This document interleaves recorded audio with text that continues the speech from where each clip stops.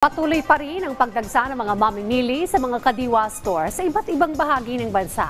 Bukod kasi sa abot kayang presyo, sariwa pa ang mga produkto. Si Vel Custodio sa detalye live. Vel? Rise and Shine Dayan, ipinagdiriwang ngayong Hulyo ang Nutrition Month. At isa nga sa isinusulong ng Kadiwa ang mura at masustansyang gulay at prutas.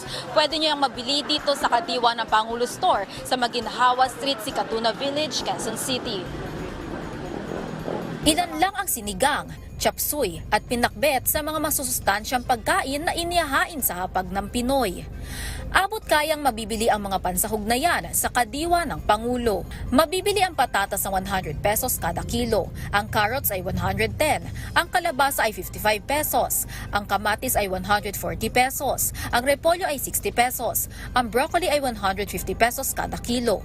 Ang Baguio beans ay 160 pesos, ang sibuyas ay 85 pesos, ang bawang ay 140 pesos, ang labanos ay 120 pesos, ang ampalaya ay 90 pesos, ang talong naman ay 85 pesos, ang gabi ay 75 pesos kada kilo, at ang okra ay 70 pesos kada kilo. May mga prutas ding panghimagas. Mabibili ang lansones na 180 pesos kada kilo, ang strawberry ay 100 pesos kada pack, ang melon ay 75 pesos, ang papaya ay 45 pesos, ang mangga ay 120 pesos kada kilo, ang lakatan ay 90 pesos, at ang saba ay 35 pesos kada kilo. May mga tinda rin na seafoods para sa kumpletong nutrisyon.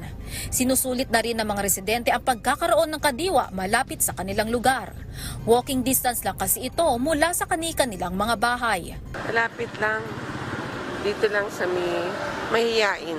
Ay, ngayon lang po kasi ngayon ko lang po namin nalaman na mayroon dito po. Tsaka mas okay po kasi malapit sa amin. Kadiwa ng Pangulo Pop-Up Store dito sa Sikatuna Village simula 4 a.m. hanggang 11 a.m.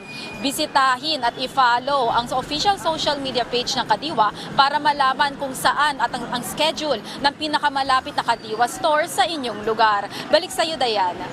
Pupunta na tayo sa mga Kadiwa store para makamura. Maraming salamat, Vel Custodio.